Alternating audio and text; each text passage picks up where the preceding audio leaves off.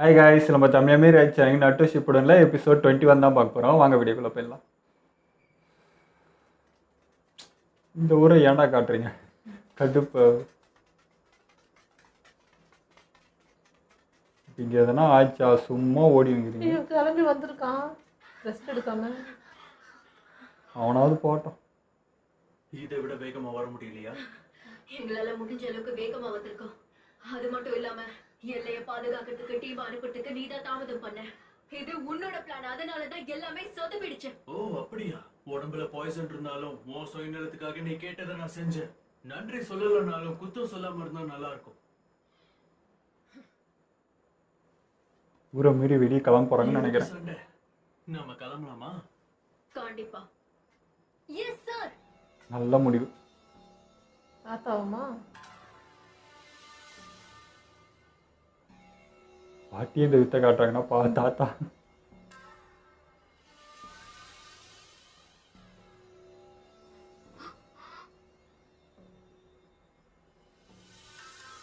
மூஞ்சதான் காட்டான்டா. மனுஷ உருவம் தான். அது இன்னும் அசையுது.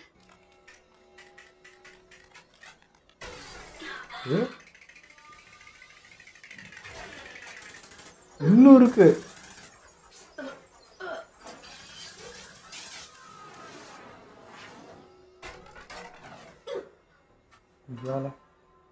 பிரமாதமான ஆட்டம்.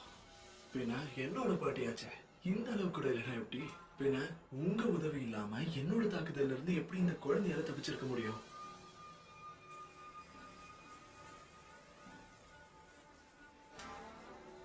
பாட்டி தான் அதை கண்ட்ரோல். அடுத்து நான் என்ன செய்ய போறேங்கிறது உங்களுக்கு நல்லாவே தெரியும்ல. உங்களோட பாக்குறவங்க கண்ட்ரோல் பண்றாங்க. பொண்ணை நீங்க கட்டுப்படுத்திட்டு இருக்கீங்க. அவனுக்கு எப்படி தெரியும்?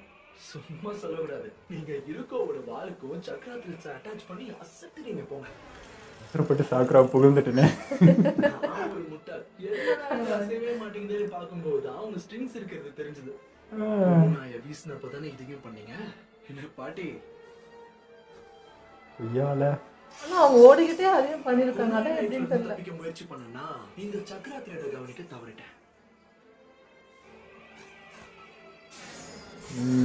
ஃபர்ஸ்டே பாட்டி அதான் பண்ணிருக்கு. நீயும் புத்திசாலிதான். வேற மாதிரி கண்ணுக்கும் தெரியக்கூடாதுங்கிறதுக்காகவே சக்கரா எனர்ஜியை குறைஞ்ச அளவுக்கு நான் பயன்படுத்தினேன். ஆனா நீ அதையும் கண்டுபிடிச்சிட்ட. ஆமா, வேற என்ன எதிர்பார்த்தீங்க? பப்பட்ஸ் கூட எப்படி விளையாடணும், எப்படி பயன்படுத்தணும்னு கத்து கொடுத்ததே நீங்க தானே. மறந்துட்டீங்களா? எப்படி மறக்க முடியும்? ஆனா இதோட உன் விளையாட்டை மூட்டை கட்டுற நேரம் வந்தாச்சு. ஆட, எனக்கும் இந்த சின்ன பசங்க விளையாட்டுலாம் சுத்தமா முடிக்கல.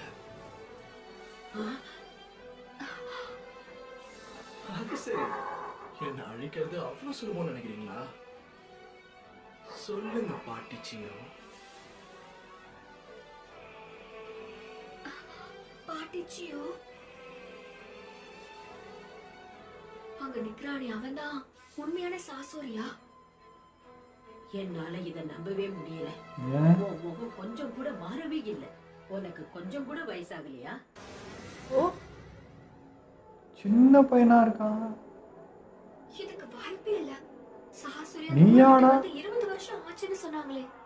இவன் பார்க்க சின்ன பையன் மாதிரி இருக்கான். வயசே ஆகல அவனுக்கு. 8 வயசு பையன் மாதிரி இருக்கான்.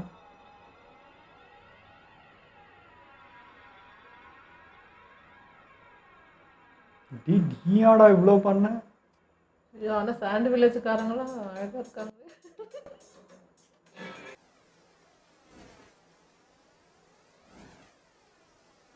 இவனை எப்படி பிடிக்கிறது? குகைக்குள்ள இருந்து வர சத்தம் அதிகரிச்சுட்டே இருக்கு. அப்படின்னா பேட்டில் அங்க ஏற்கனவே ஆரம்பிச்சிருக்கணும். உள்ள என்ன நடக்குதுன்னு தெரிஞ்சுக்கணும். ஆனா காய் டீம் வேற என்னாச்சுன்னு தெரியல. ஒழுங்கு மரியாதையா கானாவை திருப்பி கொடுத்துரு. குகைக்குள்ள இருக்கிற இவங்களோட கூட்டாளிகளோட கதையை முடிக்கிறதுக்கு சாசுரிக்கு ரொம்ப நேரம் ஆகாதுன்னு நினைக்கிறேன். பாப்போம்.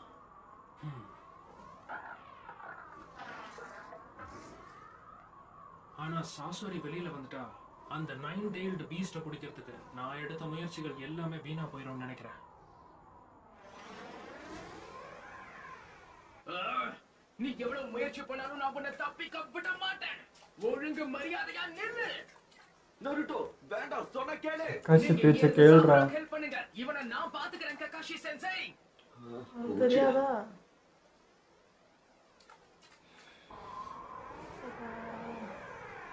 பிளான் பண்ணி இழுத்துட்டு போறான்.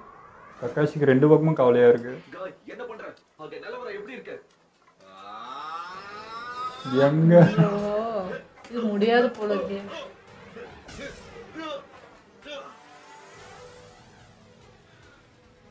தயவு செஞ்சு என்ன மன்னிச்சிரு கக்காஷி. ஆனா இது அவ்வளவு சுலபமா முடியாதுன்னு தோணுது. ஆமா, அவனுங்கள டீஆக்டிவேட் பண்ணாதான் வந்து.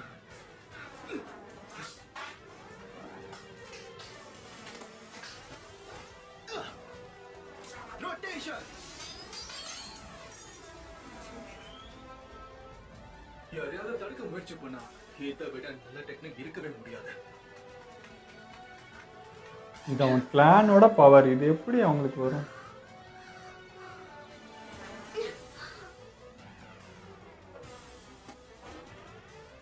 நாம நமக்கு எதிரியா இருக்கும் போது எப்படி மோதி ஜெயிக்கிறதுன்னு எனக்கு தெரியல. போற போக்க பார்த்தா இந்த சண்டை சமாதானத்துக்கே வராது போல இருக்கே. எனர்ஜி போகுது. உன்னோட moves ஃபுல்லா ட்ரை ஆயிடும்னு நினைக்கிறேன். போலி ராக்லி. இப்படியே போச்சுன்னா நம்ம மத்தவங்களுக்கு எப்படி உதவுறது? நருட்டோ பின்னாடி தான் ஓடணும். சாகுரா, லேடி சியோ, தயவு செஞ்சு இன்னும் கொஞ்ச நேரம் தாக்குப்பீங்க. உன்னால என்கிட்ட இருந்து தப்பிச்சு போக முடியாது. அதுக்காக காரா விட்டுற முடியாதுல்ல. முடிஞ்ச அளவுக்கு சீக்கிரமா பிடிக்க முயற்சி பண்ண. ஏத்துட்டான்டா. நீ என்ன பிடிக்கிறதுக்கு முன்னாடி நான் உன்னை கண்டிப்பா பிடிப்பேன்.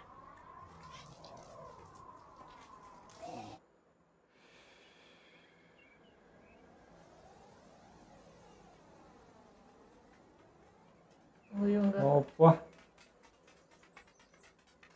உங்க வில்லேஜ் மீறி வராங்கன்னு நினைக்கிறேன் இவங்கெல்லாம்.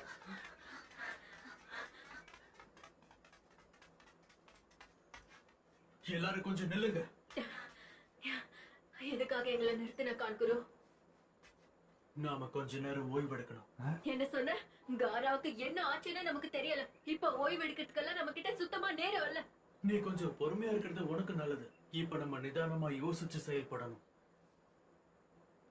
என்னடா யோசிக்க போறீங்க? ஓ, இவங்கனால முடியல. முடியல, மன்னிச்சிடுங்க. கொஞ்சம் ஓய்வு எடுத்துக்கிறோம். அதுக்கப்புறம் திரும்ப ஓட ஆரம்பிக்கிறோம். தாத்தா கல்லுமை நிக்கிறாரு அந்த வயசுக்கு. டிசிப்ளினே இல்லையா? உங்களெல்லாம் யாரு ஷிரோபியா தேர்ந்தெடுத்தாங்க? நீ அளவுக்கு நீங்களா? ஆசைப்படுற. என்ன? கொஞ்சம் அவங்க நிலைமைய பாரு. தினமும் 24 மணி நேரமும் பார்டர்ல அவங்க டியூட்டி பார்த்திருக்காங்க. ஓய்வு எடுக்கணும்னு ஊருக்கு திரும்ப வந்தப்பதான் நாம இவங்க எல்லாரையும் இவ்வளவு தூரம் கூட்டிட்டு வந்திருக்கோம். இவங்க என்னதான் திறமையான ஷினோபியா இருந்தாலும் அவங்க உடல் வலிமையை தாண்டி அவங்களால செயல்பட முடியாது. இல்ல, நம்ம உடனே கிளம்பலாம். லார்ட் காரா பிரச்சனையில இருக்காரு. இவங்களை கூட்டிட்டு போய் என்ன பண்ண போறீங்க?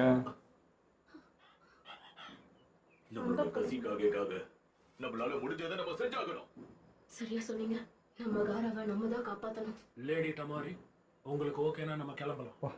ஒரு 5 பேருக்காவது ஏதோ இருக்கு. நம்ம முழு மூச்சோட செயல்படணும். போதும், நிறுத்துங்க, உற்சாகப்படாதீங்க. லார்ட் எபிசோ, என்ன சொல்றீங்க? மறந்துட்டீங்களா என்ன? ஒரு நல்ல நிஞ்சா எந்த ஒரு சந்தர்ப்பத்திலையும் பொறுமையா பொறுப்பா செயல்படணும். பொறுமையை இழந்து கான்குரோ எதிரியை பின்தொடர்ந்து போனதுனாலதான் இப்படி நடந்திருக்கு. கொஞ்சம் விட்டு இருந்தா அவனோட உயிரே போயிருக்கும். உன் மனசுக்குள்ள இருக்கிற கோபம் எனக்கு புரியுது. ஆனா இப்ப நம்ம எங்க இருக்கோம்னு உனக்கு தெரியுதா? நீங்க என்ன சொல்ல வரீங்கன்னு புரியல. கொஞ்சம் அந்த பக்கமா எல்லாரும் திரும்பி பாருங்க. என்னது? அக்காட்ஸ்கியை சேர்ந்தவங்களும் லீஃப் நிஞ்சாவை சேர்ந்தவங்களும் மோதனப்ப நடந்திருக்குன்னு எனக்கு தோணுது. நருட்டோட ஃபைட் நடக்கிறப்போ. ஆமா, அதேதான். அக்காட்ஸ்கி கட்டுப்பாட்டுல இருக்கிற பகுதியில தான் நாம பயணிச்சுட்டு இருக்கோம். அதனால கொஞ்சம் இப்பதான் ஜாக்கிரதை. இங்கே வந்திருக்கீங்களா? நாம போற பாதையில எந்த மாதிரியான டிராப்ஸ் செட் பண்ணி வச்சிருப்பாங்கன்னு கூட தெரியாது. அதனாலதான் சொல்றேன், இந்த பகுதியில நாம கொஞ்சம் ஜாக்கிரதையாவே இருக்கணும். உடல் வலிமையே இல்லாத நீங்க 5 பேரும் முன்னாடி போய் ஏதாவது ஆச்சுன்னா என்ன பண்ண போறீங்க? எதிரிகளுக்கு உங்களை அழிக்கிறது ரொம்ப சுலபம் ஆயிடும். உங்களுக்கு கூட்டின்னு போவாங்க போறதுனால. எதை பத்தியும் கவலைப்படாதீங்க. நீங்க ஓய்வு எடுக்கணும்னு நினைக்கிற இந்த நேரத்துல நான் உங்களுக்கு ஒரு பழைய கதையை சொல்றேன். இது பல காலங்களுக்கு முன்னாடி நடந்த ஒரு கதை. சின்ன வயசுல நீங்க இந்த கதையை பத்தி கேள்விப்பட்டிருப்பீங்கன்னு நினைக்கிறேன். 3வது காசேகாகேக்கு என்ன ஆச்சுன்னு உங்களுக்கு தெரியுமா? என்ன சொன்னீங்க? 3வது காசேகாகேவா? காராவோட அப்பாவா? அவரேதான். 4வது காசேகாகேக்கு முன்னாடி இருந்தவர். நம்ம ஊர் ஆண்டவங்கள்லயே 3வது காசேகாகே தான் ரொம்ப சக்தி வாய்ந்தவர்னு சொல்லுவாங்க. யாரும் எதிர்பார்க்காத விதமா கண்மூடி திறக்கிறதுக்குள்ள அவர் மாயமா மறைஞ்சிட்டாரு. அது எல்லாத்தையுமே மாத்திடுச்சு. தொலைஞ்சு போன காசேகாகவே தேடி ஊர்ல இருக்கிற எல்லா மக்களுமே சோகத்துல இருந்தாங்க. இதுல இருந்து நீங்க என்ன புரிஞ்சுக்கலாம்னா, ஒரு பிரச்சனைன்னு வரும்போது பதட்டத்துல நாம என்ன செய்வோம்னே நமக்கு தெரியாது. காவலர்கள் கவனக்குறைவாக இருந்ததால மட்டும்தான் எதிரிகளால கிராமத்துக்குள்ள ஊடுருவ முடிஞ்சது. பயங்கரமான கலவரமும் உண்டாச்சு. அந்த தருணத்துல எல்லாரும் ஒண்ணு கூடி ஒன்னா யோசிச்சு பொறுமையா செயல்பட்டு இருந்தா நம்ம ஊர்ல அவ்வளவு உயிரிழப்பு ஏற்பட்டிருக்க வாய்ப்பே இல்லை. இந்த தருணத்துல உங்க மனசுக்குள்ள இருக்கிற எல்லா உணர்ச்சியும் என்னால புரிஞ்சுக்க முடியுது. ஆனா என்ன நடந்தாலும் உங்கள யாரும் உணர்ச்சி பூர்வமா செயல்படக்கூடாது. இல்லனா 3வது காசேக்காக இருந்தப்ப என்ன நடந்ததோ அதே தப்பதான் நீங்களும் செய்வீங்க. ஆனா லார்ட் எபிசோ, நீங்க கதையை முழுசா சொல்லி முடிக்கல. லார்ட் காசேகாகேக்கு என்னாச்சுன்னு கண்டுபிடிச்சாங்களா? அவர் மறைஞ்சு போனதுக்கு அப்புறம் பல வருஷம் ஆன்பு பிளாக் கேப்ஸ் ரகசியமா விசாரிச்சாங்க. ஆனா 3வது காசேக்காகவே யாரும் கடத்தின மாதிரி தெரியல. ஆதாரம் இல்லாததால குற்றவாளியும் கண்டுபிடிக்கல. என்னதான் ஆச்சு? ரிட்டர்ன் வந்தாலும் ஒரு வாரம் திடீர்னு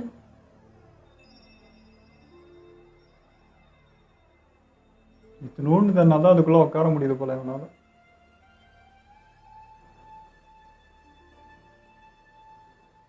பார்க்கறதுக்கு அழகா இருக்கு. என்ன ஆச்சு பாட்டிமா? என்ன பார்த்ததுல வாயணிஞ்சு பண்ணிக்கிறீங்களா என்ன? இப்போ சின்ன குழந்தை மாதிரி தானே ஃபீல் ஆகும். ஏன்னா நம்ம சந்திச்சு 20 வருஷம் ஆக போகுதுல்ல. சாசோரி, எப்படி அவனுக்கு வயசாகாம இருக்கு? இவ்வளவு தூரம் வந்தாச்சு. சரி, உங்களுக்கு ஒரு விஷயத்த காட்டுறேன். சொன்னானே முன்னே. இத பார்த்தா அதிர்ச்சியில உறைஞ்சு போயிடுவீங்க. இத கண்டுபிடிக்கிறதுக்கு நான் எவ்வளவு கஷ்டப்பட்டேன் தெரியுமா பாட்டி? என்னது? 3வதா? என்னது? எனக்கு இவரை ரொம்ப பிடிக்கும். அதான் என் கூடவே இவரை வச்சிருக்கேன்.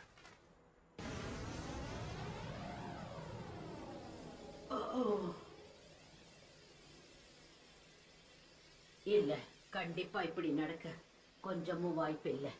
என்னாச்சு? எனக்கு ஒண்ணும் புரியல. யாரா? அங்க இருந்தது தானே. இது அவரேதான், எங்க கிராமத்தோட 3வது காசிகாகே. அட்டா பாவீங்களா? இவங்க தான் பிடிச்சிட்டு வந்துட்டாங்களா? அதான் பப்பட்டாய்க்கு வச்சுன்னுக்குறாங்க. காசேகாகேவா?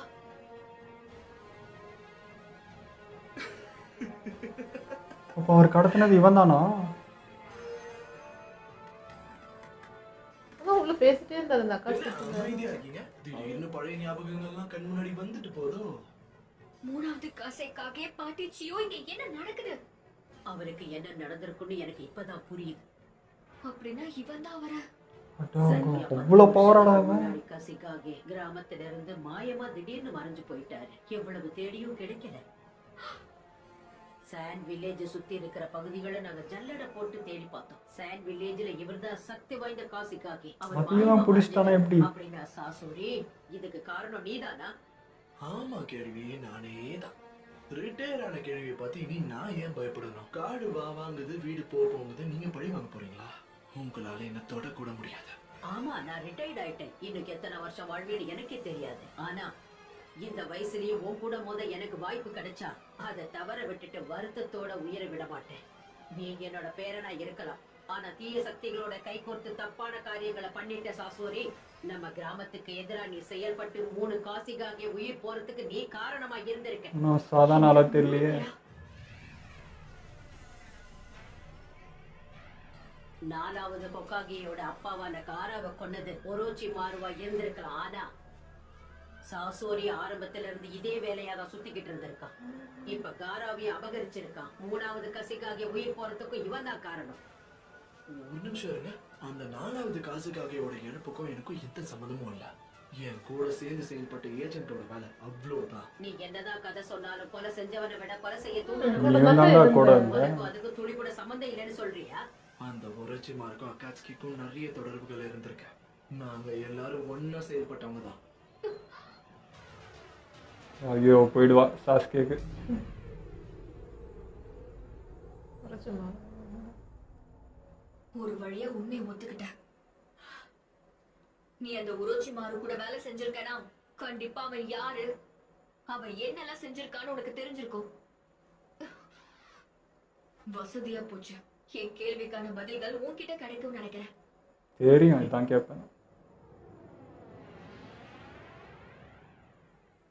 சாக்குரா, நாள் பூரா இப்படியே பேசிக்கிட்டே இருக்கலாம். ஆனா எனக்கு அதுக்கெல்லாம் நேரம் இல்ல. உங்க 2 பேரையும் முதல்ல முடிச்சுட்டு அந்த ஜிஞ்சிருக்கியை எப்படியாவது பிடிச்சாகணும். எனக்கு யாரையும் வெயிட் பண்ண வைக்கிறது பிடிக்காத. உன்னோட கேள்வி எல்லாத்துக்கும் பதில் சொல்றதுக்கு எனக்கு இப்ப நேரமும் கிடையாது. சரி, அப்போ ஆட்டத்தை ஆரம்பிக்கலாமா? அவன் வந்துட்டான்.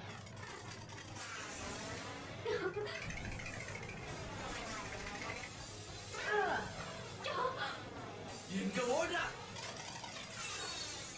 ஓ ஃபுல் அண்ட் ஃபுல் விஷம். அவன் பயங்கர வேகமா இருக்கான்.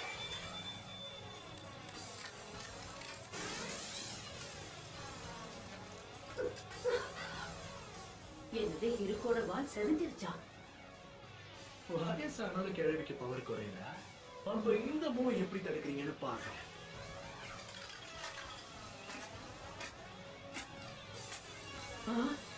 என்னடா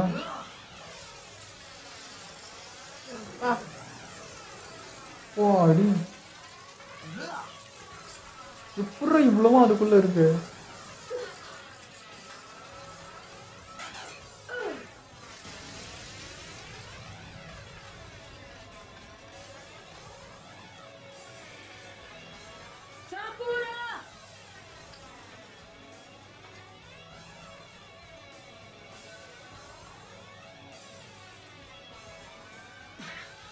இதுவும் வர செய்யல. ஓ என்னமா அது பீச்சில் போஸ் கொடுத்துருக்கு. ஐயோ நல்ல வேலை தப்பிச்சிட்டேன். பாட்டியோட கட்டுப்பாட்டுல இவன் இருக்க வரைக்கும் என்னால இவ்வளவு ஒண்ணுமே பண்ண முடியாது. ஐயோ ஃபன் பண்றாங்க எவ்வளோ வச்சுன்னு. அப்போ முதல்ல நான் ஸ்டைலா இருக்கு, ஃபேஸ் அப்படி கொடூரமா இருக்கு. பாட்டி அப்படி உட்கார வச்சுக்கிறாங்க. அதுதான் ஃபேஸ்ல அவ்வளவு பயம். என்னதான் முட்டி மோதினாலும் இந்த கேஸ்ல இருந்து தப்பிக்க முடியாது.